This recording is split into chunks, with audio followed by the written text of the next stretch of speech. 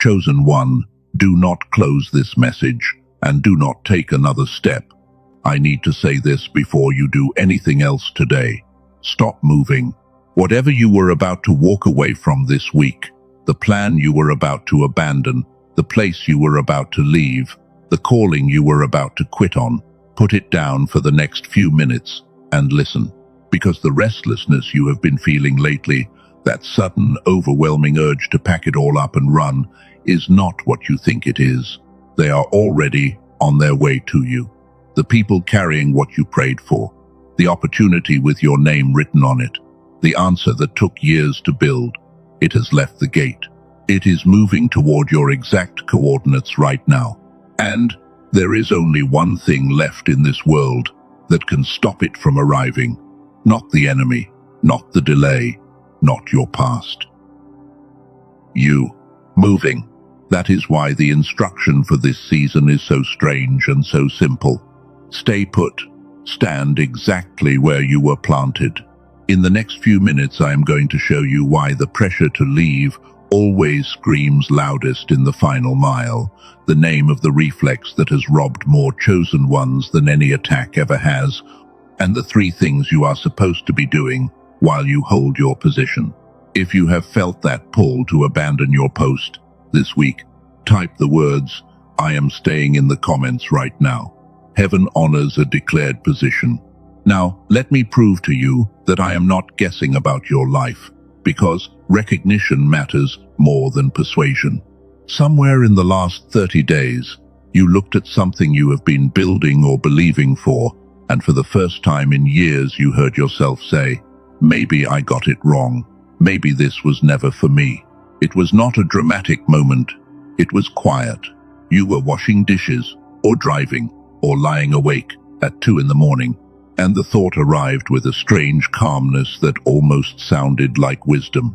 That is the first sign, and I need you to notice something about its timing. The thought did not come when things were hardest. It came after you had already survived the hardest part. It came late, suspiciously late. Think about that. You endured the years when there was no evidence at all. You held on through seasons that would have broken most people. And now, after all of that endurance, the urge to quit shows up with more force than it ever had before. Does that sequence make any sense to you? Why would the desire to leave grow stronger as the destination gets closer, unless the desire to leave is not coming from you? Here is the second thing you have noticed. Lately, everything in your environment seems to agree that you should move. A friend casually mentions a city far away, and something in you leaps. An old opportunity resurfaces from a chapter you already closed, wearing new clothes. Even your own home has started to feel too small, too slow, too quiet, as if the walls themselves were pushing you out the door. When every voice around you starts singing the same song at the same time, that is not coincidence. That is coordination. And coordination always has an author. And the third sign is the strangest one. Underneath all that restlessness, in the deepest part of you, there is a small, stubborn knowing that refuses to leave. A quiet certainty that says, you are exactly where you are supposed to be. It does not shout. It does not argue with the restlessness. It just stands there, like a soldier who did not get the retreat order, because no retreat order was ever given. That small knowing is the truest thing in your life right now. And this message exists to put language, evidence, and strategy around it. So hold this question as we go deeper, because I will answer it before we are done. If what is coming to you cannot be stopped, why does someone need you to move so badly? Who benefits if you are not home when the delivery arrives? To answer that, I have to take you back before your restlessness began, back before you were tired.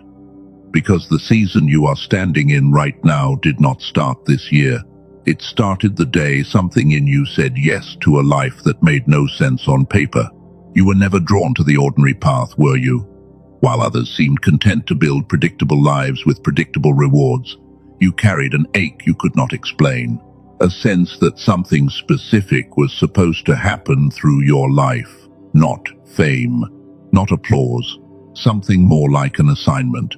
You felt it as a child before you had words for it. You felt it in your 20s when everyone told you to be realistic. You feel it now, even under all the exhaustion, like an ember that refuses to die, no matter how much rain falls on it. And because you carried that ache, you made choices that cost you. You said no to doors that would have made your life easier, but smaller. You kept believing through years when believing looked foolish. You planted yourself in a place, a work, a calling, a conviction, and you stayed planted while the world around you sprinted past, waving from windows of lives that looked faster than yours. Nobody threw you a parade for any of that.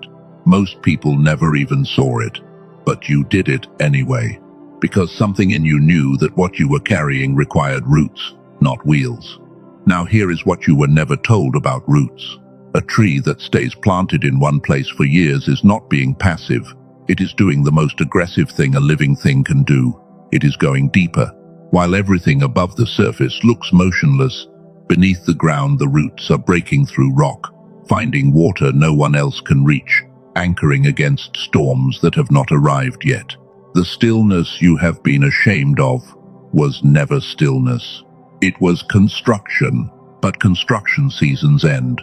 And this is where I need your full attention, because most chosen ones completely miss the moment when the season changes. There is a difference between a waiting season and an arrival season, and they feel almost identical from the inside. In a waiting season, heaven is preparing the thing for you. In an arrival season, heaven is moving the thing toward you. The preparation is finished. The order has shipped. And the reason you cannot feel the difference is that arrival seasons are famous for one cruel feature. They are quieter than waiting seasons. The silence gets deeper right at the end. The evidence gets thinner right at the end.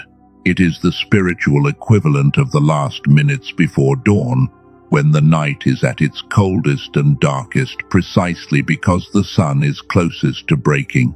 So how do you know which season you are in? Look at the pressure. In a waiting season, the pressure says, try harder. In an arrival season, the pressure says, leave. That is the tell. When the dominant temptation of your life shifts from exhaustion to evacuation, from I cannot keep doing this to I should be somewhere else, the thing you asked for has already left the warehouse. If that shift has happened in you recently, pause and let that land.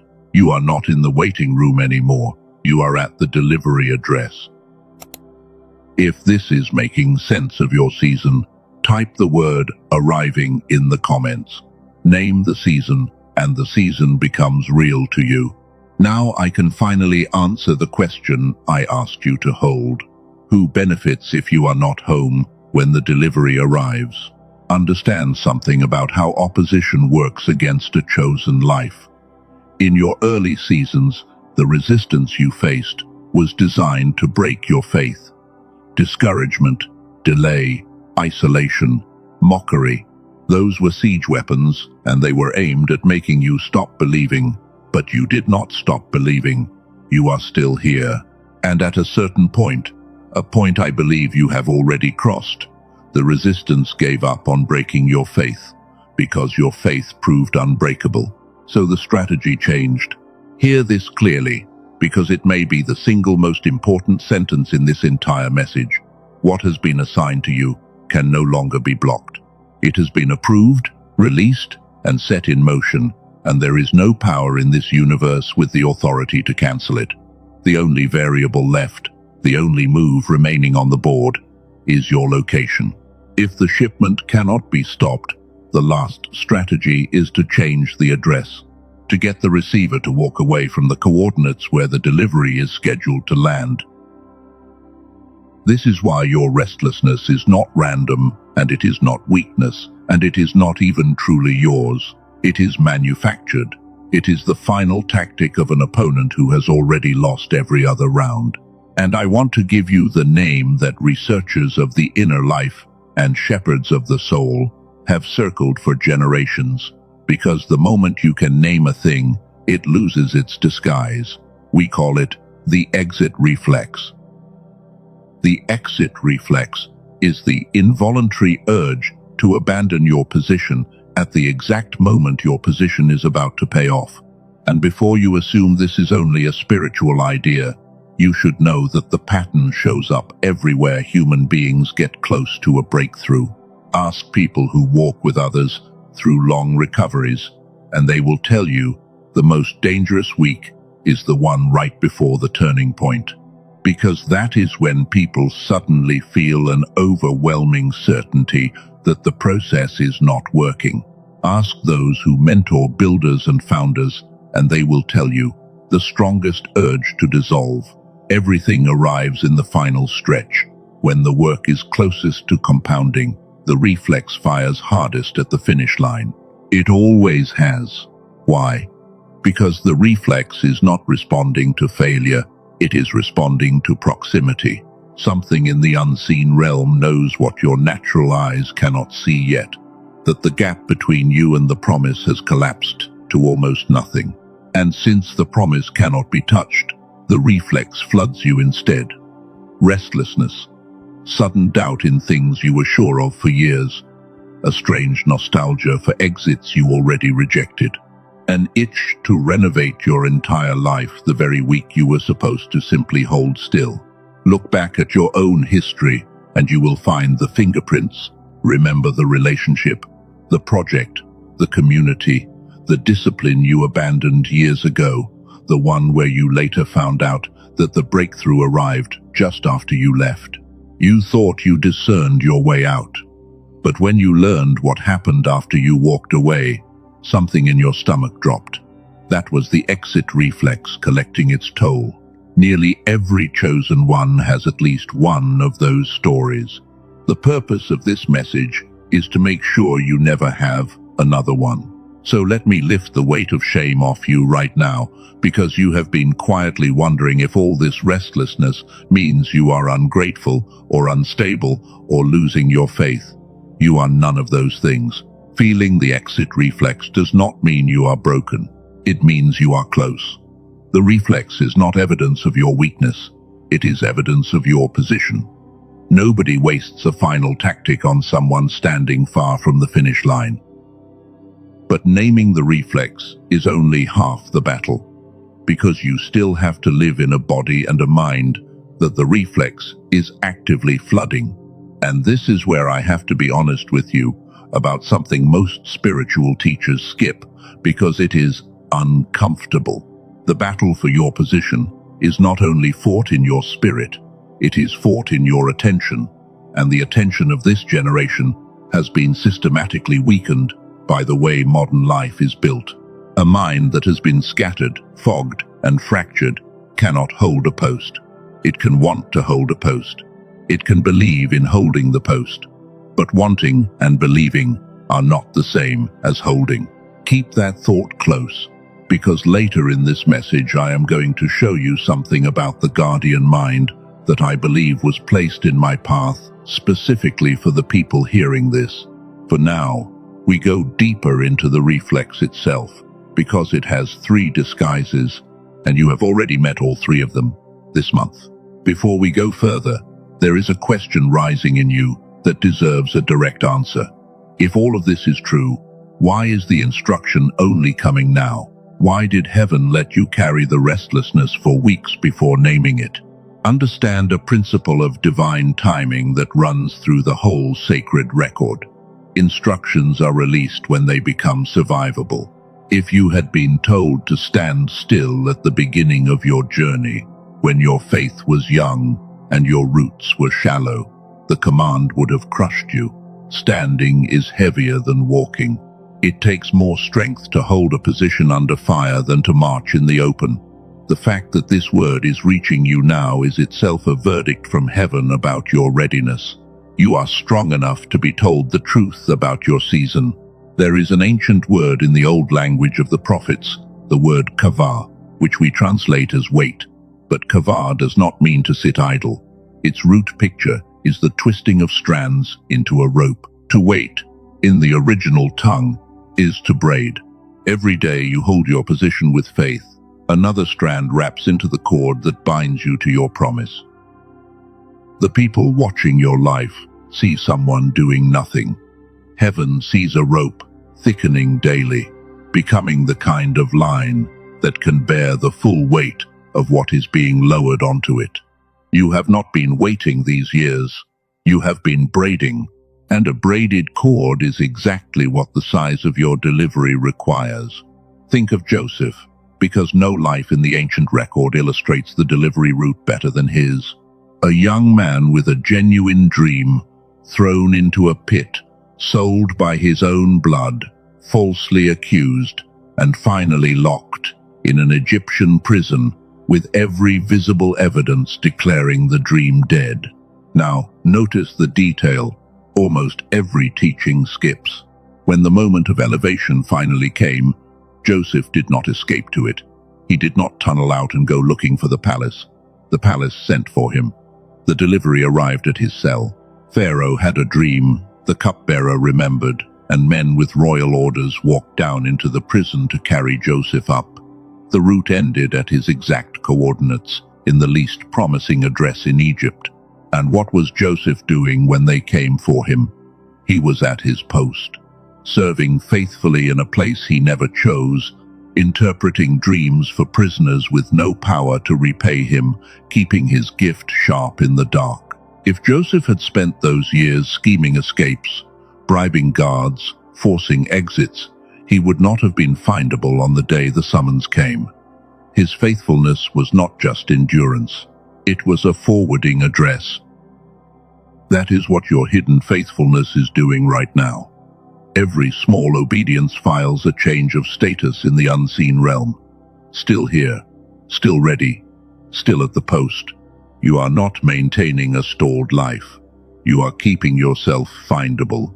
And the summons, when it comes, will come the way it came for Joseph.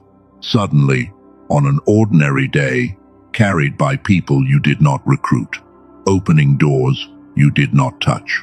But I hear the honest objection underneath, because you have carried it a long time. What if I have already missed it? What if my restlessness in some earlier season made me move when I should have stood, and my carrier came to an address I abandoned years ago? Chosen one, breathe and receive this. The God who assigns carriers also redraws routes. The record is full of second sendings. Jonah ran from his post entirely in the opposite direction by sea, and the word of the Lord came to him a second time.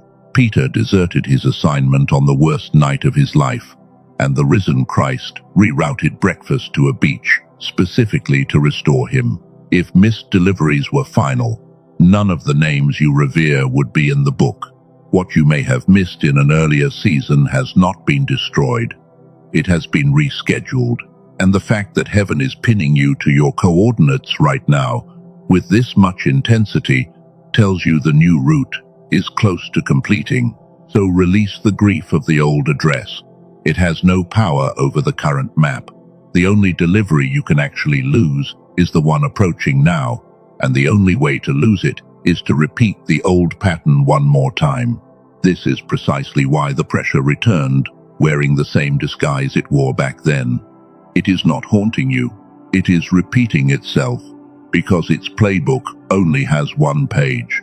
The difference is that this time you have read the page too. If you can feel that difference in yourself, that you are no longer the person who obeys the restlessness automatically, type the word rerouted in the comments. Mark the moment the pattern lost its grip. The first disguise the exit reflex wears is the costume of wisdom. It does not arrive saying run away. It arrives saying be strategic. It quotes your own vocabulary back to you. Maybe this door is closed for a reason. Maybe I am forcing something God ended long ago. It sounds so mature, so discerning, that you almost congratulate yourself for thinking it. But here is how you unmask it. True divine redirection comes with peace and a destination. The counterfeit comes with pressure and only an exit. When God moves you, he tells you where to go. when the reflex moves you, it only tells you what to leave. If the voice urging you out of position cannot name where you are being sent, it is not a shepherd, it is a scatterer. The second disguise is the costume of comparison. The reflex will parade other people past your window at the precise moment your own field looks most barren. Suddenly, your feed, your conversations, your memory, all fill with people who moved and prospered, who left the marriage and seem happier, who quit the calling and got promoted, who abandoned their post and appear, from a distance, to be free. What you are not shown is the whole story. You are shown highlight reels engineered to make your obedience feel like a prison. And notice the timing again. This parade never marches past your window during ordinary weeks. It arrives in delivery weeks. The comparison is not information. It is bait. A fisherman does not throw bait at empty water. He throws it where he knows something valuable is swimming. The third disguise is the costume of fatigue, and this one deserves the most compassion because it is built out of real material. You are genuinely tired. Years of holding a position no one applauded will do that to a body and a soul. The reflex takes that legitimate tiredness and performs a subtle translation. It turns "I need rest" into "I need out." Those are radically different sentences. Rest restores you inside your assignment. Out removes you from it. The enemy of your destiny is perfectly happy for you to get rest, as long as the price of the rest is your coordinates. So when the exhaustion speaks, answer it this way: yes, I will rest, right here, at my post, with my boots on. Now, once you can see through all three disguises, a question rises that changes everything. If I am not supposed to move, what am I supposed to do? And this is where I have to correct the biggest misunderstanding about the instruction to stay put. Almost everyone hears "stand still" and thinks "do nothing." They picture passivity, a parked car, a paused life. That picture is completely wrong, and believing it will make the standing unbearable. There is a difference between standing still and standing guard. A parked car and a sentry at his post are both motionless, but one is empty, and the other is the most alert presence on the field. You were not commanded to park. You were commanded to guard. We call this position standing guard, not standing still. The stillness of a guard is not the absence of action. It is action compressed into vigilance. And a guard on duty has 3 active assignments, which means so do you. The first assignment is to guard the gate. Every delivery needs an open, undamaged entrance, and the gate of your life is your daily faithfulness. The small obediences you have almost stopped doing because they seem to change nothing, the prayer you almost dropped, the discipline you almost let slide, the kindness you almost retired. These are not small. They are the hinges of the gate. Keep them oiled. Keep the entrance clear. Nothing assigned to you can be received through a gate you have abandoned. The second assignment is to guard the declaration. What you say about your position while you hold it matters more than you know. A guard who announces to the whole camp that the reinforcements are probably not coming is worse than no guard at all, because he disarms everyone who hears him, including himself. Your mouth is either defending your coordinates or leaking them. So, this season, let your words be few and armed. I am planted. It is en route. I will be here when it arrives. Say less to people and more to heaven. The third assignment, and hear me carefully, is to guard the watchtower itself. The watchtower is your mind. A guard is only as useful as his eyes, and eyes are only as useful as the clarity behind them. This is the assignment almost every chosen one neglects, and it is the reason so many hold their position physically but lose it mentally. They stay in the right place with the wrong clarity, and when the moment of arrival comes, when the carrier knocks, when the door opens, When the opportunity stands in front of them, requiring a sharp yes within a short window, they are foggy, hesitant, half asleep at the very post they refuse to abandon for years. And I have to pause here, because this is the part of the message where I need to hold something in front of you before we continue.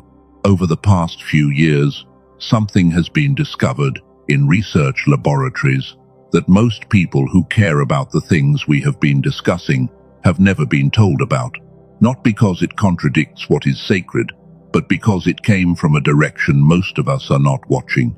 A small group of scientists, led by a doctor in New York, who has spent decades studying the human mind, found something about the way the brain is designed that explains a feeling almost every spiritually sensitive person knows and almost none can name. The feeling of standing at your post with a mind that will not fully come online, something so fundamental that it traces back to a Nobel Prize, and yet so simple in its application that it sounds almost suspicious at first. I am going to tell you exactly what they found later in this message, because it belongs near the end, after you understand the full shape of the problem it solves. But right now, hold this question. What if the fog you have been fighting at your post is not age, and not weakness, and not a character flaw? What if something was quietly taken from the watchman years ago, and what if it can be given back? Hold that, because before we get there, you need to know who is actually coming toward your coordinates. It is time to talk about who they are. Every blessing you have ever received arrived through a carrier. Think about it. The job came through a person who said yes. The healing came through hands, or a word, or a stranger whose timing was impossible. The breakthrough came through a phone call, a meeting, an introduction, a door held open by someone you barely knew. The favorite delivery method of heaven has never been lightning from the sky.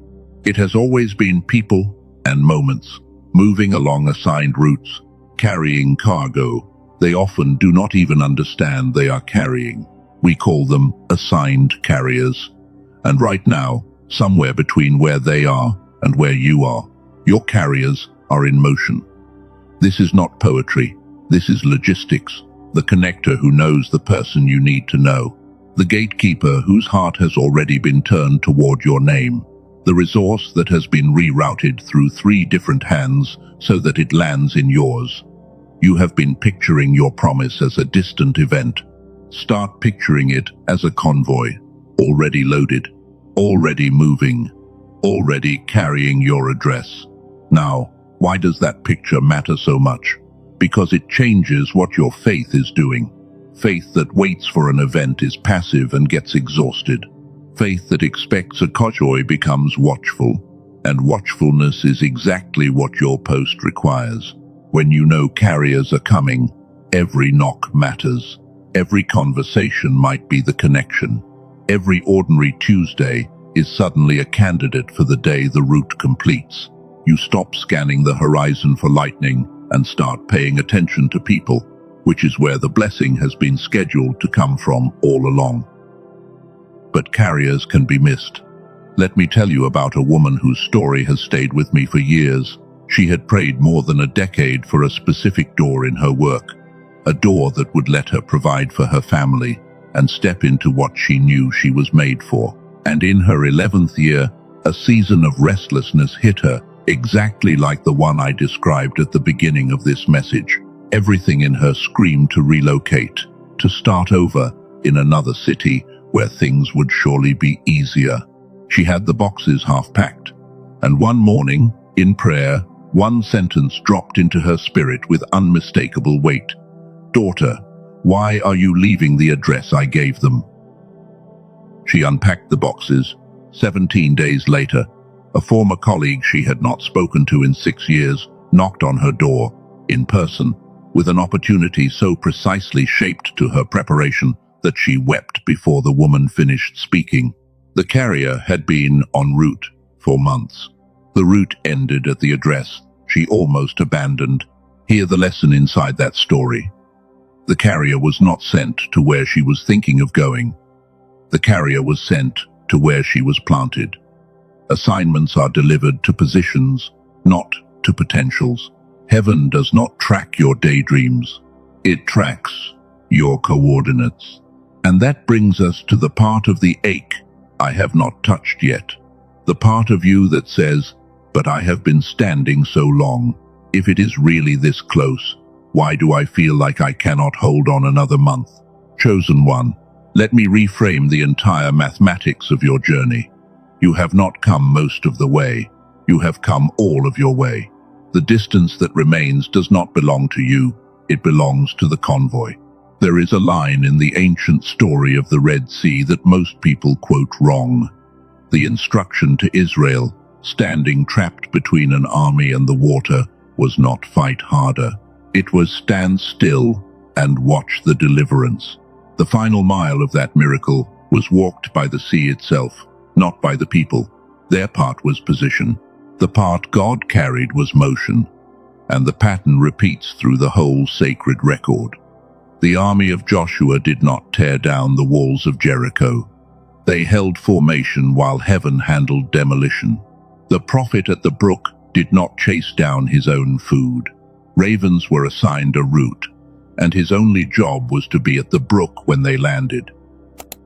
Do you see what the pattern is teaching? In every one of these stories there is a handoff point, a line where human effort ends and divine logistics begin. Cross that line still striving, and you actually interfere with the delivery. Your season has crossed that line. The reason your efforts lately have felt strangely powerless is not that you failed. It is that your part is finished. The remaining work does not respond to your hustle. It responds to your stillness. This is why rest is not a luxury right now. It is the assignment. If your soul just exhaled hearing that, type the word planted in the comments. Let it stand as your position report. Now stay with me, because we have reached the deepest layer of this message, the question underneath all the other questions. Why would the design of things require you to be sharp, clear, and fully present at the moment of arrival? Why does the guard need clear eyes if God is handling the delivery anyway? Because arrival moments are recognition moments. Almost every carrier comes disguised as something ordinary. A conversation that could be small talk or could be the door. An offer that looks modest on the surface with a kingdom underneath. An introduction whose weight is invisible unless you are paying attention. The tragedy recorded again and again in human lives is not that the blessing never came. It is that the blessing came and was not recognized. Because the receiver was foggy at the window, the delivery does not just require your presence, it requires your perception. And perception is exactly what this generation has been robbed of. Let me close the loop I opened earlier, because I told you there was something discovered in research laboratories that I would come back to, and I want to tell you now why I waited until this moment. Because what they found is not information. What they found is a solution, and a solution only becomes useful once you understand the full shape of the problem it solves. You now understand the shape. A watchman at the right post in the right season, whose watchtower has been quietly dimmed. So let us finally walk into the answer.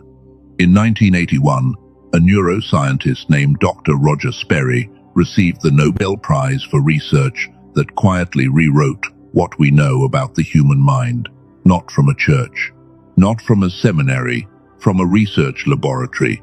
His split-brain research proved that you do not have one processor behind your eyes. You have two hemispheres, two distinct engines of perception designed to work in synchronization, and when they do synchronize, something remarkable happens. The mind enters the state associated with what researchers call flow, the state where recognition, creativity, and decision arrive almost effortlessly. The state, in other words, that a watchman at his post was designed to live in. Here is the part that should stop you cold. Studies of children found that around 98% of them operate at what researchers classify as a creative genius level of thinking. Fewer than 1 in 1,000 adults maintain it. Read that again slowly. Nearly every child begins life with the watchtower fully lit. Almost no adult keeps it. Somewhere between the playground and the mortgage, the lights go down. Not because of sin, not because of weakness, because modern life, with its noise, its schooling, its screens, its relentless fragmentation, gradually pulls the two hemispheres out of sync. The fog you fight is not a character flaw. It is a disconnection. Our sharpness was taken from us at the neural level so gradually that we each assumed we were the only one dimming. A woman from California described what it felt like before she found what I am about to describe. She had tried everything: prayer, journaling, meditation, every practice her community offered, and she kept arriving at the same experience.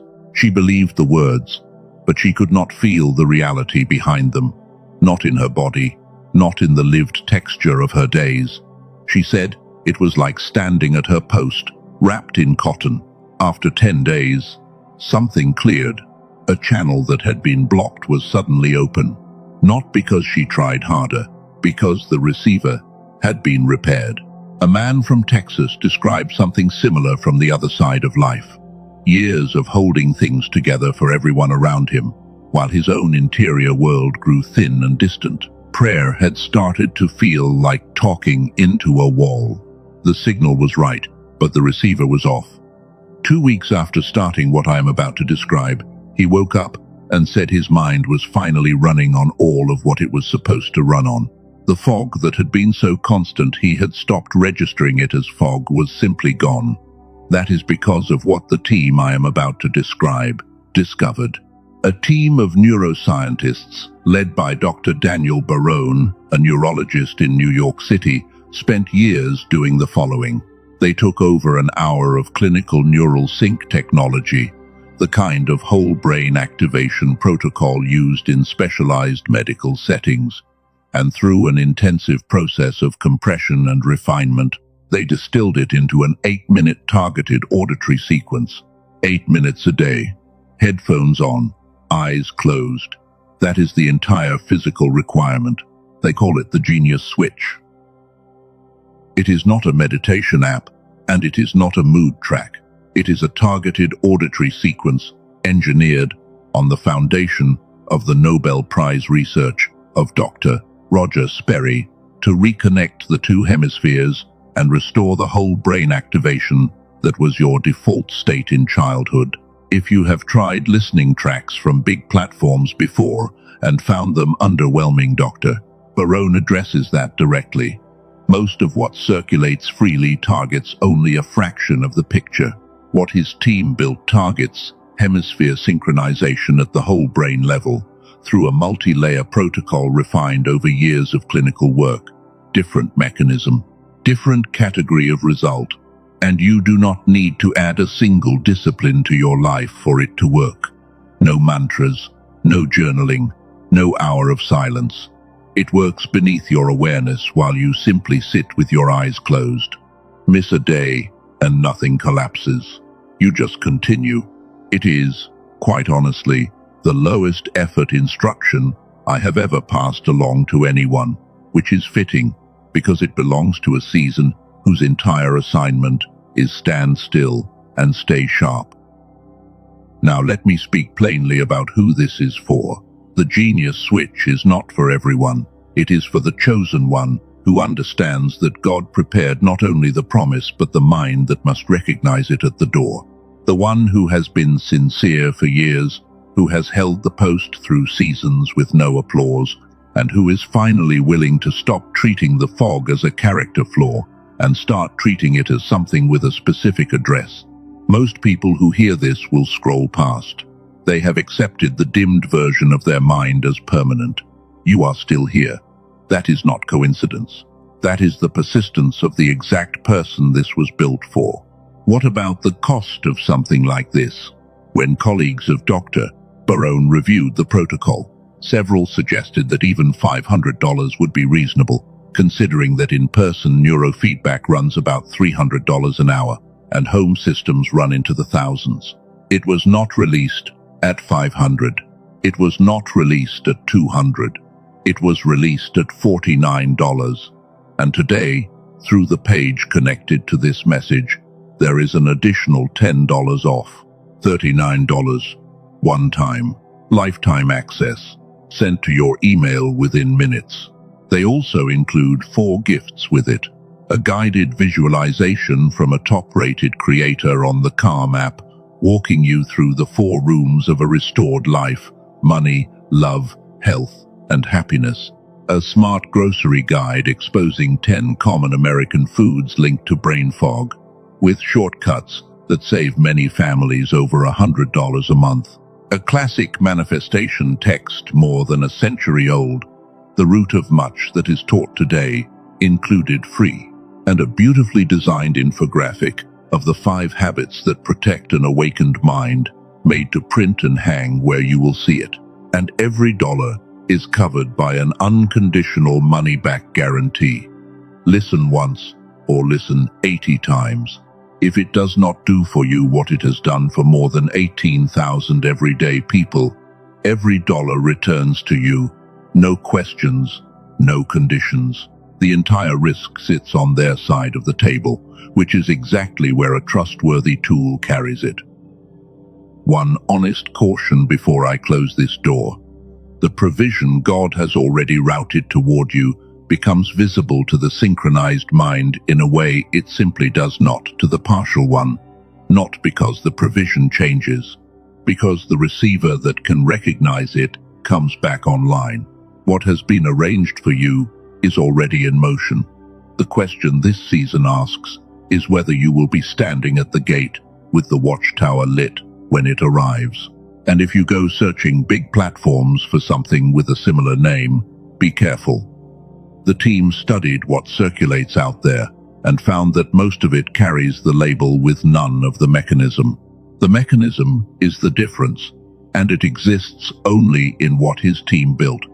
The direct page is the only verified source, and that is where the link below points. If your spirit resonates with what has been described, you will find it in the description underneath this message and in the pinned comment.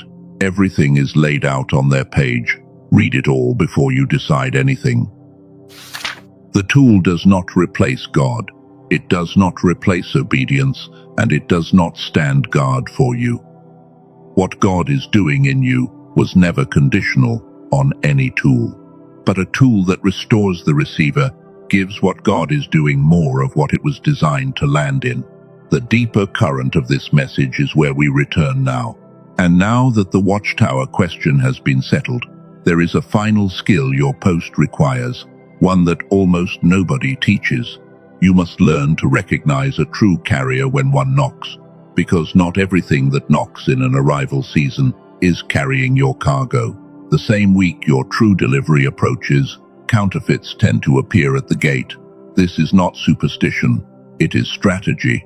If the receiver cannot be moved off the coordinates, the next best play is to get the receiver to open the gate to the wrong thing, exhaust the welcome, and be too depleted or too disappointed to answer the true knock.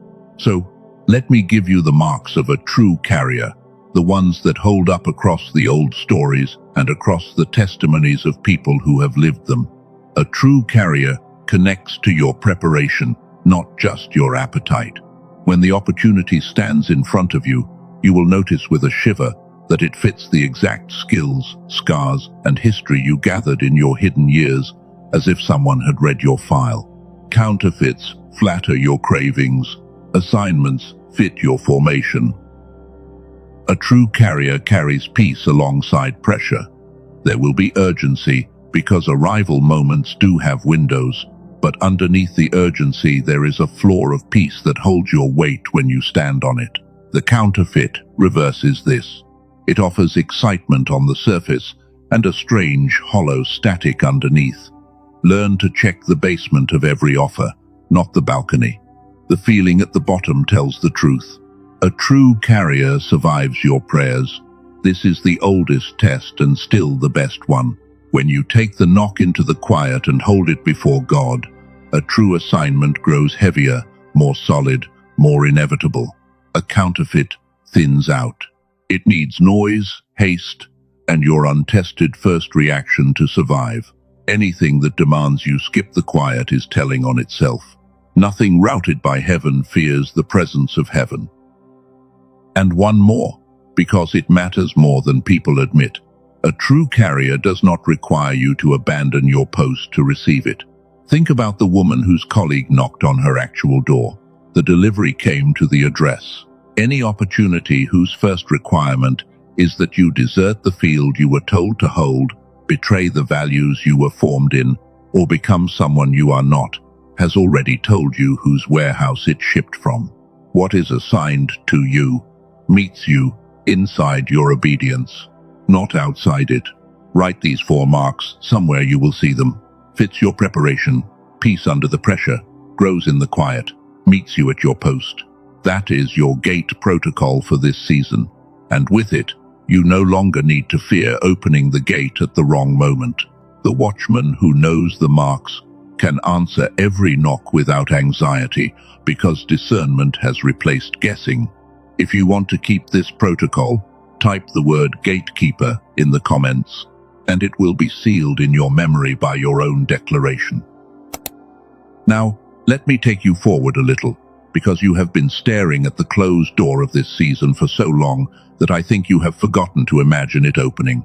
Come with me for a moment. It is an ordinary morning, some weeks or months from now. Nothing on the calendar warned you about this day. You are at your post, doing the small faithful thing you have done 1,000 times, and the knock comes. The call, the letter, the person standing there with your name in their mouth. And here is the detail I want you to feel in advance. You are not startled. Something in you rises calmly, almost smiling, and says, I know what this is. I was told you were coming. Feel the difference between being surprised by your breakthrough and recognizing it. Surprise is what happens to people who waited. Recognition is what happens to people who watched. And, in that moment, every year that looked wasted reorganizes itself in your memory. The long silence turns out to have been the sound of roots being drawn. The restlessness you refused to obey turns out to have been the final exam, and you passed it standing still. You will look back at this exact season, the one you are in right now, the one that feels endless tonight, and you will call it the season everything was already moving. And there is a version of that morning that reaches beyond you, because chosen ones never receive deliveries for themselves alone. The cargo coming toward your coordinates has other names attached to it. The family that will be sheltered by what you receive. The strangers who will be reached by what you build with it.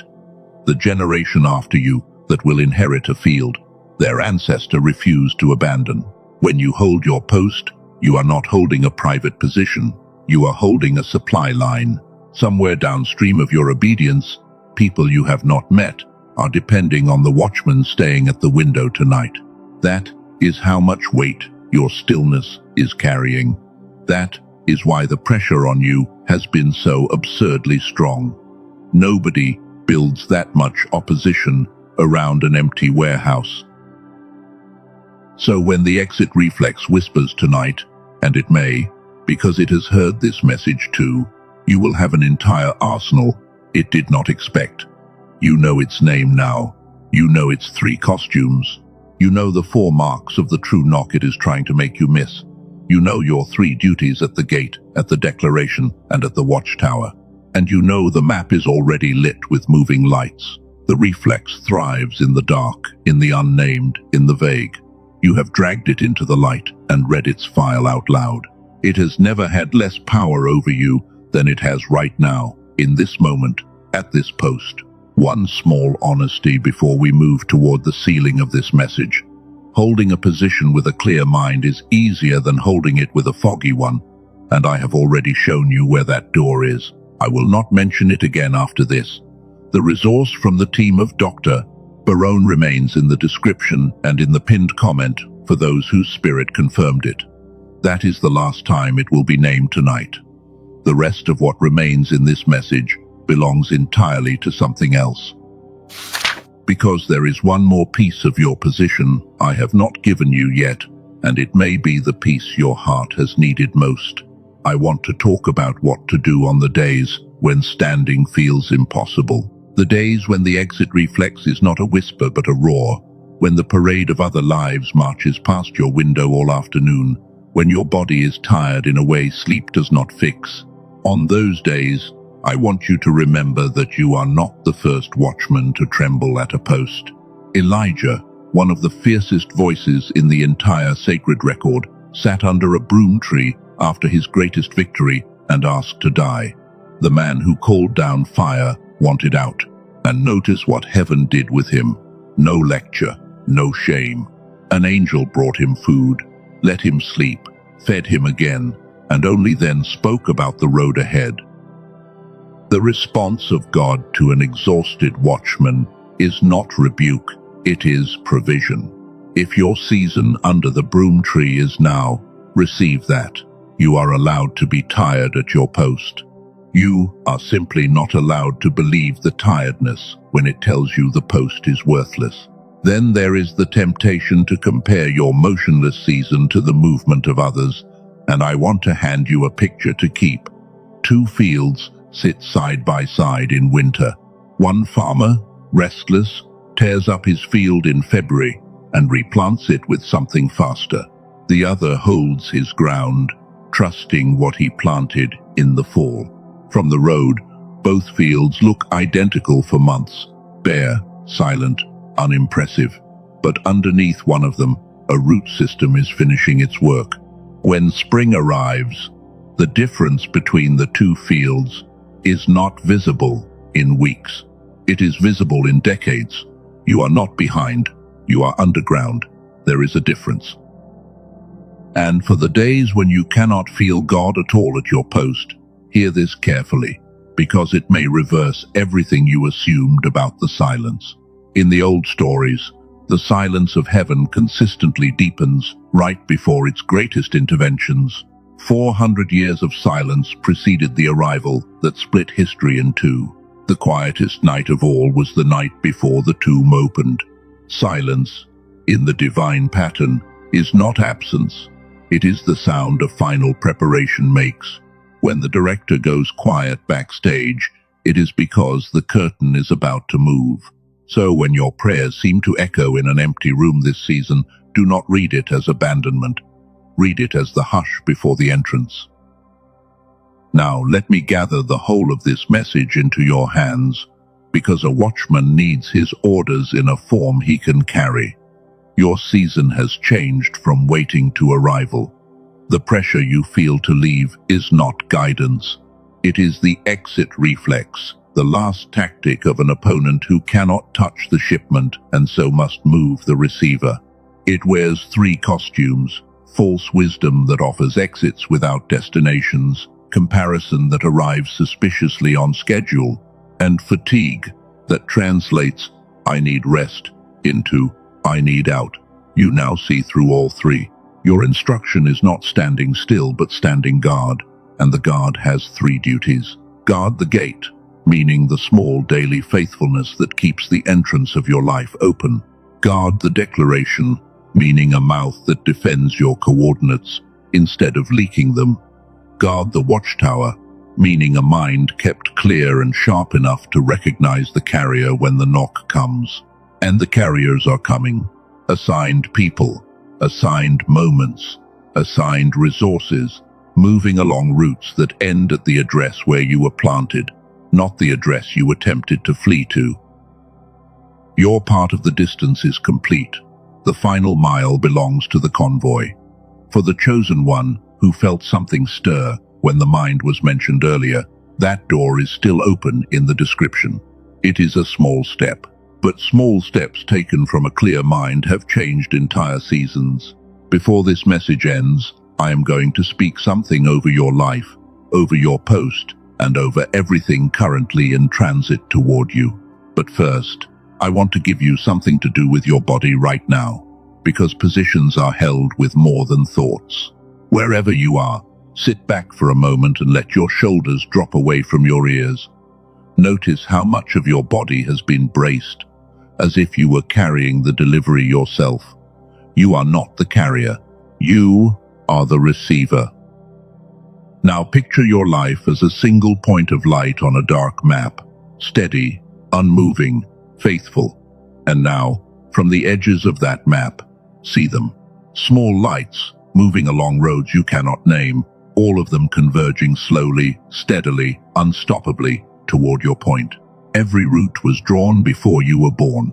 Watch one of the lights get closer.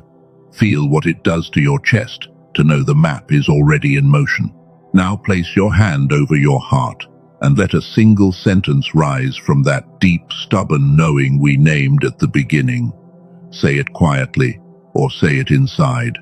I am exactly where I am supposed to be.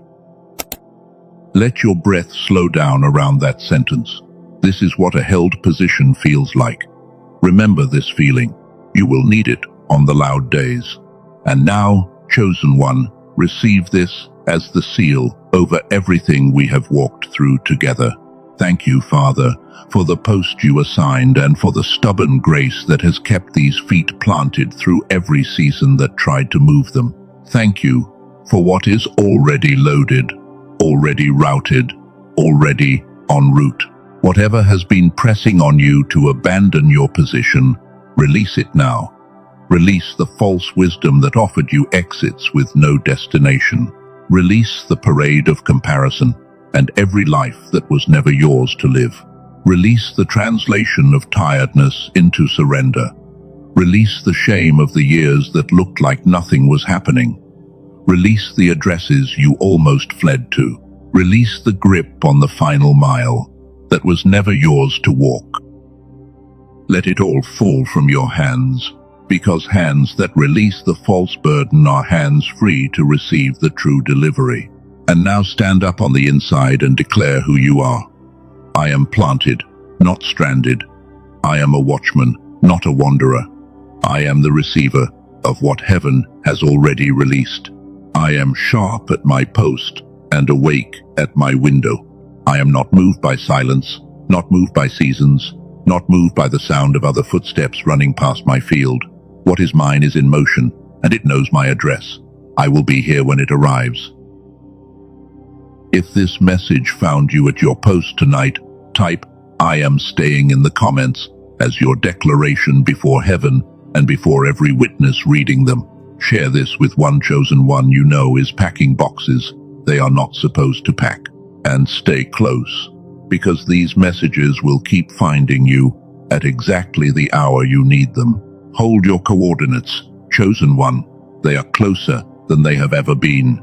And